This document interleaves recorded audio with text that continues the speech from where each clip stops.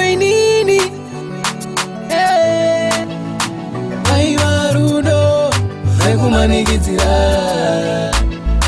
Ndaitsinda muwana ngari nyararita Aiwarudo Rekumanigidzira Ndaitsinda muwana ngari nyararita Aiwarudo Rekumanigidzira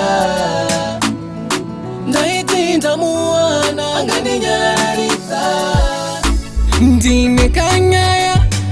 kadiki diki kangongi dzimba mangu mwana ndaitsinda zvibatira mwana kana kachisone moyo izvapanya ingawani ndairitira kushandira iwe inini ndichimiramira ndichifadza iwe asi rudo rwangu newe panga pasina ndinosvima misodzi yeropa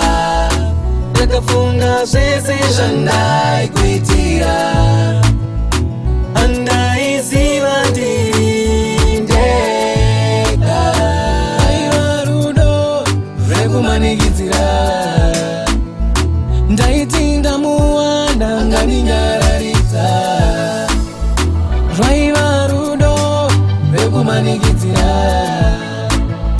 ndaitsinda muwana ngandinyaradza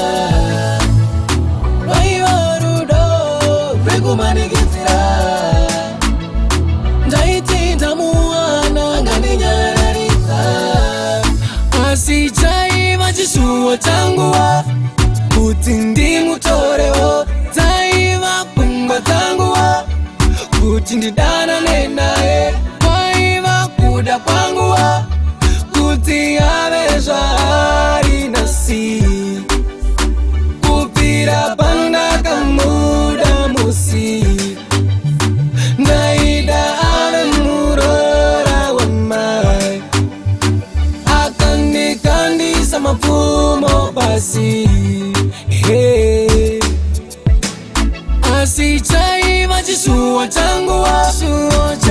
ndimutorewo dzaiva pfungwa dzanguwa kuti ndidanane naye aiva kuda kwanguwa kuti ave zvaari nasi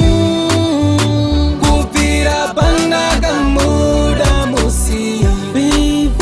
ndaida ave murora wamai akandikandisa mapfumo pasi ndaitsinda muwana ngandinyaradza